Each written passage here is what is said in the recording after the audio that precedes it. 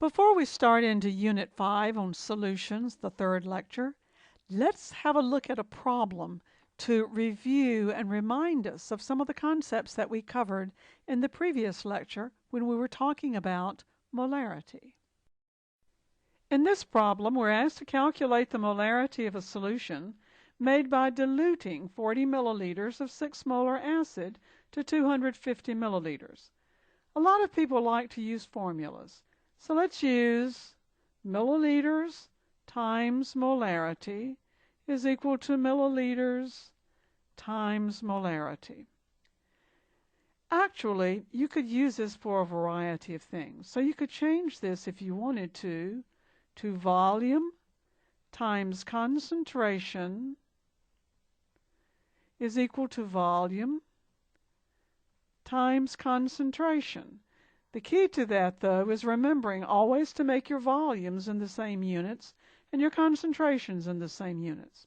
Well, let's go on. We take 40 milliliters of 6 molar acid, and that is going to be equal to a volume of 250 milliliters of an acid whose concentration we are trying to determine, so I shall call it Y. And when I solve for Y, I find that Y is 0.96 moles per liter. A rather straightforward problem. We're going to deal now with a limited section on pH, and in this we will cover finding the hydrogen ion concentration and the hydroxide ion concentration, finding the pH and pOH, and the role that water plays in all of this. Let's start by finding the hydrogen ion concentration and the hydroxide ion concentration.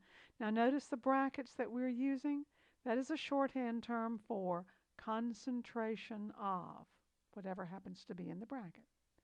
Now water dictates much of the acid-base behavior that occurs in aqueous solutions. And pH is an example. And what we're talking about with pH and pOH is in aqueous solutions. Suppose we take a strong acid. Suppose we take the strong acid HCl in water. And suppose for this strong acid we have a 0.12 molar HCl solution. What do we know about this solution? Well, we know it's a strong acid. Well, if it's a strong acid, what's the identity, or what's the definition of a strong acid? Well, it's one that dissociates virtually 100%. Okay, so if we put HCl in water and it dissociates virtually 100% for our purposes, and we start with 0.12 molar HCl, what do we get?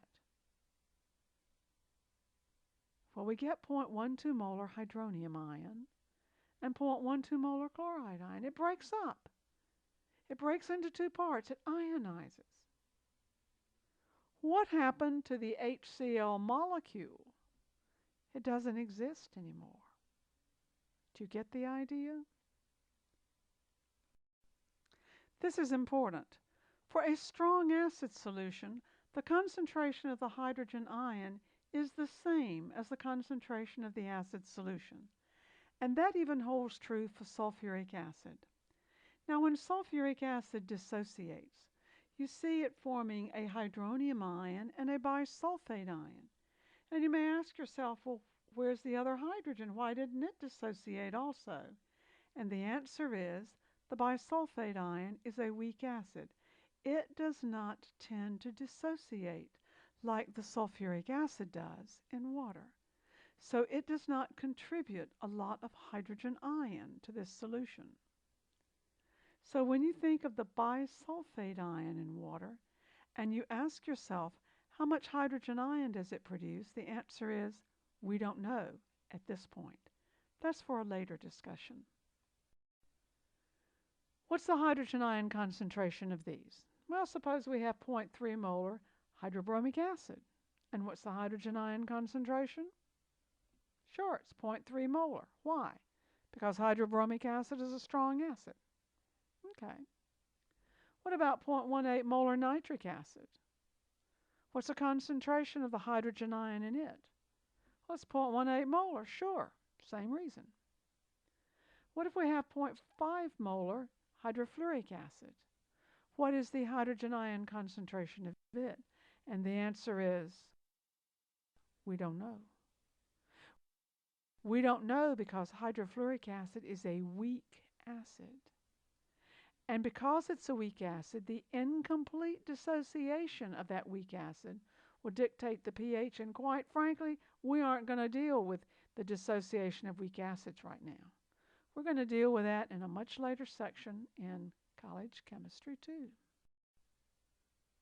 But let's look at the question. What is pH? Well, by definition, pH is the negative log of the concentration of the hydrogen ion. Give you a problem. What's the pH of 0.025 molar hydrochloric acid? Well, we know that the concentration of the hydrogen ion in 0.025 molar hydrochloric acid is 0.025 molar. So the pH is the negative log of the concentration of the hydrogen ion. The pH then is the negative log of 0.025 molar. So plug it into your calculator, put in 0.025, hit log, and remember it's the negative log, so change the sign. And the pH is 1.6. Let's let you try another one. What is the pH of a 0.0064 molar nitric acid? Now, what kind of an acid is nitric acid? Well, it's a strong acid, sure. So find the negative log of 0.0064. So you put in 0.0064, take the log of that, and change the sign, and the pH is 2.2. Are you getting the idea? Let's take it a little further. Look at these pH values. First, find the pH of a 0.01 molar hydrochloric acid. What is it? Did you get a pH of 2? I want you to look. That's the pH of a 0.01 molar hydrochloric acid. Okay? What is the pH of a 0.1 molar hydrochloric acid? And the pH is 1. It's 10 times as strong as the previous acid, isn't it? The 0.1 molar is 10 times as strong as the 0.01 molar. The pH changed by a full unit. In other words, the pH changed, of course, by a magnitude of 10. So what is the pH of a 1 molar hydrochloric acid solution? Well, you take the negative log of 1, and what is it? It's 0, folks. So what this is pointing up to you is that theoretically you could have some pHs that are in the negative range, but then we're getting to things that are pretty iffy because the pH scale is designed for dilute aqueous solutions. It is designed for dilute aqueous solutions. And I want you to start paying close attention to what would happen if you put these concentrations in scientific notation and then you took the pH. I think you're going to find a correlation that exists between the power of 10 and the pH that you get. You have a look at it. You'll see what I'm talking about. What is the hydroxide ion concentration of each of these? Let's start with 0.20 molar sodium hydroxide. When you dissolve this and check the hydroxide ion concentration, you find that it is also 0.20 molar because the sodium hydroxide dissociates completely. Now, if we look at calcium hydroxide, a 0.012 molar calcium hydroxide solution, we find the hydroxide ion concentration to be 0.024 molar. Does this surprise you that it doesn't act like a strong acid does? When you have a strong acid with 2 hydrogens, it only loses the first hydrogen significantly? Well, what calcium hydroxide does is this. It dissociates completely. And this is typical of bases, that portion that will dissolve will dissociate. Along that same token, then, look at 0.10 molar barium hydroxide. And what would you expect the hydroxide ion concentration to be? And the answer is 0.20 molar, and that's right. Remember, most bases are weak because they are virtually insoluble. However, there is one weak base that behaves differently, and we must note it. It is ammonium hydroxide. You see, this base is highly soluble in water, but it doesn't dissociate readily for other reasons, and that is a discussion for the next course in this sequence. We've talked about pH, but what is pOH? Well, pOH is the negative log of the concentration of the hydroxide ion. If you have P, a lowercase p, and then you have an uppercase of something else, you're talking about in chemistry the negative log of the concentration of something. You could have a pCO2, and that's the negative log of the concentration of the carbon dioxide, for example. Well, anyway, what is the pOH of a 0.015 molar sodium hydroxide? Well, pOH is the negative log of the OH concentration. The pOH then is the negative log of 0.015 molar. So when you punch it in, what do you get? Well, I have the pOH is 1.8. Okay. What's the pOH of a 0.013 molar barium hydroxide solution?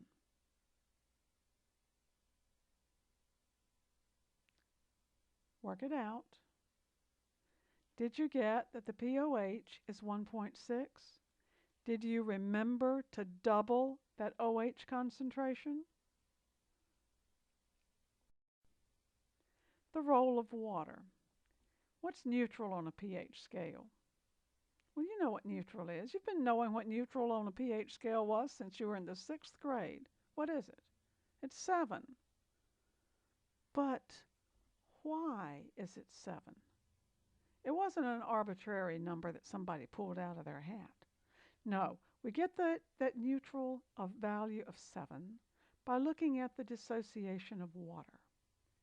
Now, when water dissociates, it produces hydrogen ions and hydroxide ions. But quite frankly, the hydrogen ions and the hydroxide ions are reforming water.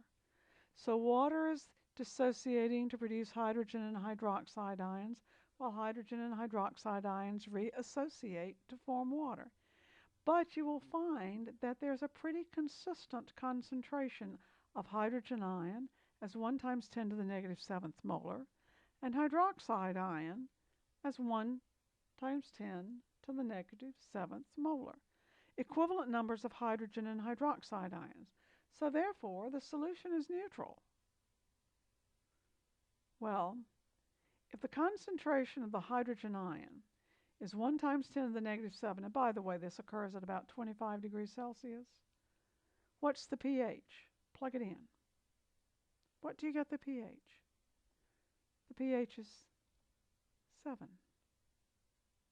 Well, if the hydroxide ion concentration is 1 times 10 to the negative 7 at 25 degrees Celsius, then the pOH is 7. Yeah, the pH and the pOH are the same. In any dilute aqueous solution, if you add the pH and the pOH, you will always get 14. If the pH is 4, the pOH has to be 10. If the pH is 7, the pOH has to be 7. If the pOH is 3, the pH has to be 11. In other words, ladies and gentlemen, we're dealing with 2 scales, the pH scale and the pOH scale. Now, you're probably familiar with the pH scale. You may not be familiar with the pOH scale, but it does bear mentioning here. Let's look at neutral on both of those scales. Neutral is 7. Now, think about the pH scale for a minute. If we go up on the pH scale to 14, we're talking about a solution that is basic. But on the pOH scale, That is between 0 and 7. Go back to the pH scale. If on the pH scale we're going in the opposite direction down to 0, that is describing acid solutions. So on the pH scale, 0 to 7 is acid, and above 7 to 14 is basic. But on the pOH scale, it's just the opposite. 0 to 7 is basic, and 7 to 14 is acid. But folks, for our purposes, we really are not going to be using the pOH scale very much. So we're going to rely on the pH scale. But do you see that it came from the dissociation? In this problem, we're asked to find the pH of a solution made by dissolving 1 gram of barium hydroxide octahydrate in 100 milliliters of solution. To find the pH, I need to find, I think, first the pOH, and then from the pOH to go to the pH. To find the pOH, I need to find the molarity of this barium hydroxide, and I need to convert that to molarity in hydroxide ion. So this is the way I think I shall do it. I'll start with 1 gram of the barium hydroxide octahydrate and convert that to moles. That's times 1 mole over. Now when I add up the barium and the 2 oxygens and 2 hydrogens and 8 water molecules, when you shovel that out of the jar, you shovel out those 8 water molecules with it. I come up with a molecular weight of 315.6 grams per mole. Now that's going to give me the moles of the barium hydroxide octahydrate. And how many hydroxide ions do I have in that? I have 2. 2 moles of hydroxide for every mole of the barium hydroxide octahydrate. Now I have it at moles of hydroxide, and I've got to get it to moles per liter. So it's 1 over 1/10 of a liter. And when I work this out, I come out with 6.34 times 10 to the negative 2 molar, and that is molar in hydroxide ion. Now, to find the pH, I'm going to find the pOH first. And the pOH is the negative log of the concentration of the hydroxide ion. So that is the negative log of 6.34 times 10 to the negative 2. That pOH comes out to be 1.2. Now, how do I convert pOH to pH? Do you remember that pOH plus pH is 14? That means then that pH is going to be 14 minus the pOH.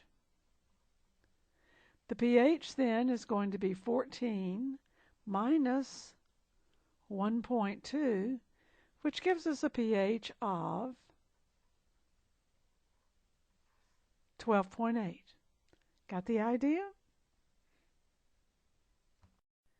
In this section, which we choose to call stoichiometry, we're going to talk about titrations, millimoles, total and net ionic equations, and we're going to summarize it with one great problem. But first, let's have a look at some of the classic glassware that we use. It's only appropriate, since we're starting a unit on solutions, to talk a little about some of the glassware that we use in making solutions. Now, you're familiar with the beaker, and as you know, the beakers are usually graduated. But how accurate are they? They really are not particularly accurate, due in large part to the diameter of these beakers. So if you are a little bit off of the line, it can cause quite a significant difference in the volume. So these are good only if you want to make a solution very approximately. Now you have the graduated cylinder, much more accurate, but that's why they're tall and slender, because you don't have as much of an error perpetrated by the diameter of the container.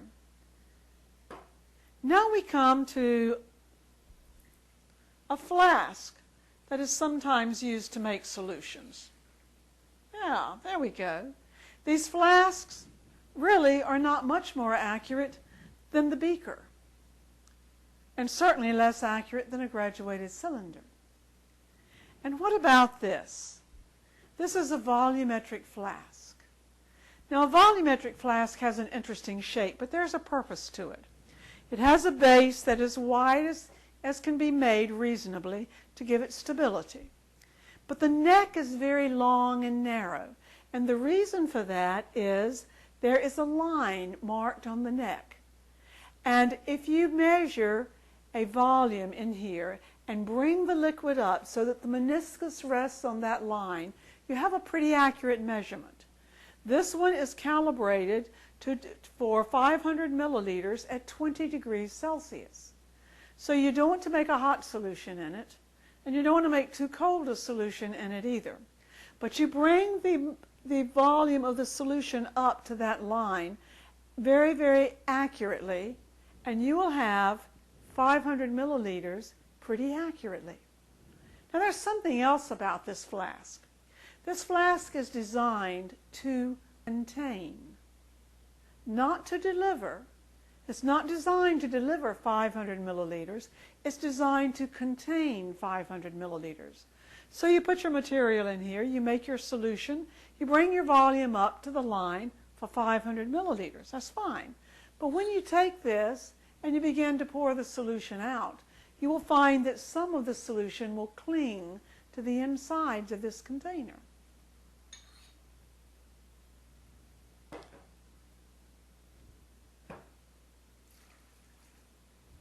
Here is a smaller example of one of those volumetric flasks, and it is also calibrated to contain. Now look at this. This is a burette, and you're probably familiar with it. But a burette is calibrated in the opposite direction of things like a graduated cylinder. A burette is calibrated with 0 at the top, and the graduations increase as you go down. Now, if you fill this right to the 0 line, theoretically, you have delivered nothing. But you also don't have much of an accurate reading either. Bring your solution down just a little bit. Open the stopcock and bring the solution down so that you read a fractional amount of solution in here. That is your starting point.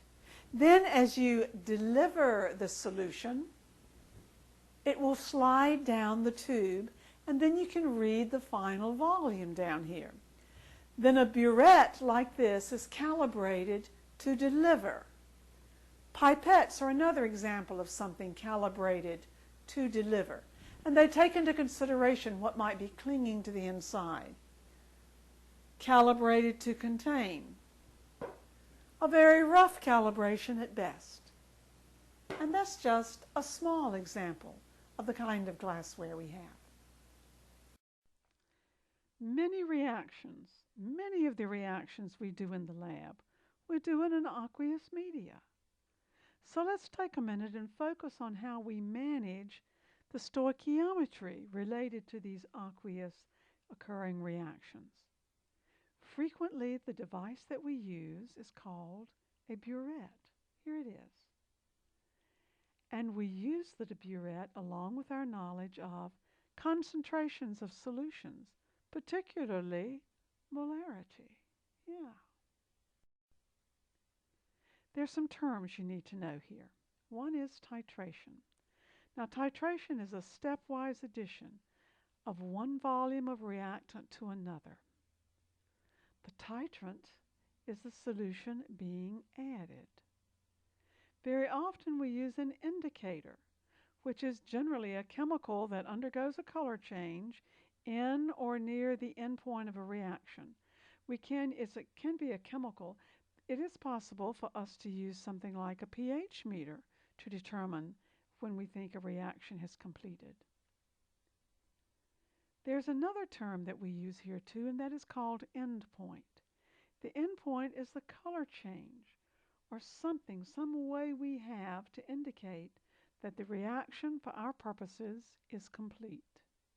Endpoint: titration, titrant, indicator, and endpoint. Here's a pretty typical problem involving titrations. Let's calculate the volume of 0.20 molar sulfuric acid needed to titrate 25 milliliters of 0.30 molar sodium hydroxide solution to good endpoint. Now, when we have done stoichiometry in the past, there was a pattern that we took. Do you recall that we would take the moles of material we knew, we would take the quantity of material we knew, convert it to moles of material, get from the moles of that to the moles of what we were looking for, and exit on quantity? Well, that is essentially what we're going to do here. Do you also recall that the first thing you need is what? A good balance. So here's our good balanced equation. Now let me show you how we might go about physically doing this in the lab. We probably would start out with a flask of something. In this case, we would put our known material in here, our sodium hydroxide solution. So we would put in 25 milliliters of a 0.3 molar sodium hydroxide solution, and we'd add some kind of an indicator to it. Then we would, now that's our sodium hydroxide, then we would add a burette apparatus here so that we could run in sulfuric acid into the sodium hydroxide very carefully. And we would add the sulfuric acid until we reached the endpoint, at which time something in the sodium hydroxide solution would change so that we would know that our reaction was complete. And so we start out with our known material, which is 25 milliliters of 0.30 moles per liter sodium hydroxide. Now, that's going to give us moles of sodium hydroxide. From there, we're going to go to moles of sulfuric acid. And our mole to mole ratio here is going to be 1 mole of sulfuric acid per 2 moles of sodium hydroxide. Now we're at moles of sulfuric acid, but we need to get to what? We need to get to volume. So we multiply this by the factor liters over moles, 0.20 moles per liter. We invert it and watch what happens to our units. Liters cancel and moles cancel. And we're going to come out with milliliters of sulfuric acid. And it is, according to our calculations, 18.8 milliliters of that sulfuric acid solution is the volume that is needed to titrate that sodium hydroxide. Do you get the idea? In this problem, we're asked to calculate the molarity of a sodium hydroxide solution. If 20 milliliters of the sodium hydroxide solution required 17.2 milliliters of 0.80 molar phosphoric acid for good endpoint. Now, folks, the first thing we need is a balanced equation. So let's get our balanced equation. We have sodium hydroxide reacting with phosphoric acid to produce sodium phosphate neutralization reaction now and water. All right, we have 1 sodium over here and 3 sodiums over on the right, so we'll need 3 sodiums here. Now let's go to phosphorus. There's 1 phosphorus here, and there is 1 phosphorus here, so they're balanced. That's okay. Let's look at oxygen.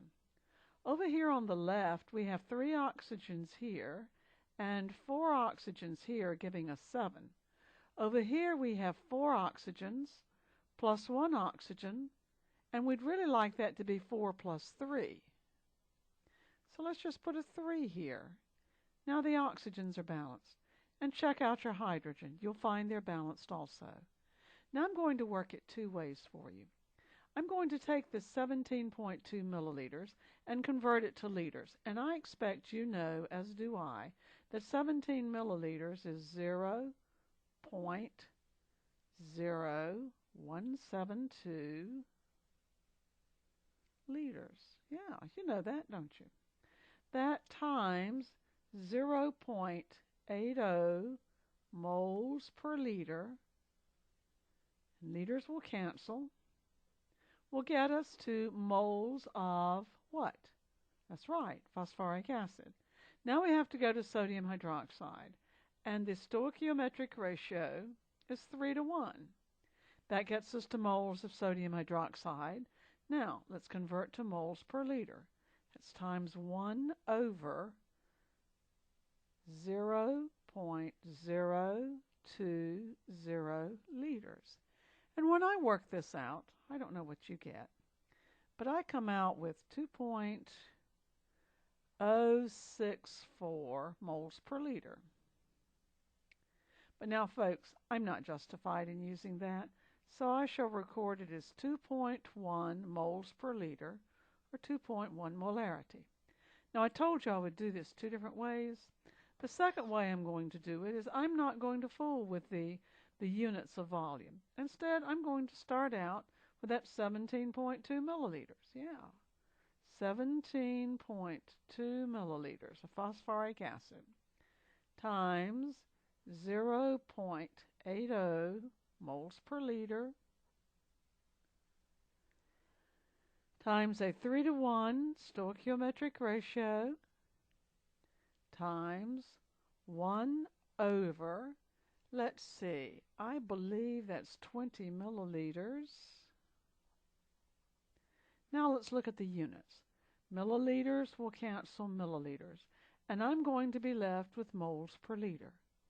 And when I work it out, it comes out to be the same as above, 2.1 molarity, or 2.1 moles per liter. Do you see how you can do this without having to go back and forth through all of the fine points of converting your volumes from one set of units to another? Good. Let's keep going. Well, we're not through stoichiometry yet. We said we would cover titrations, and we have. But we have millimoles and total and net ionic equations, and that really good problem that I promised, we have those yet to go. But we will do that in the next lecture. A better way to teach and learn chemistry.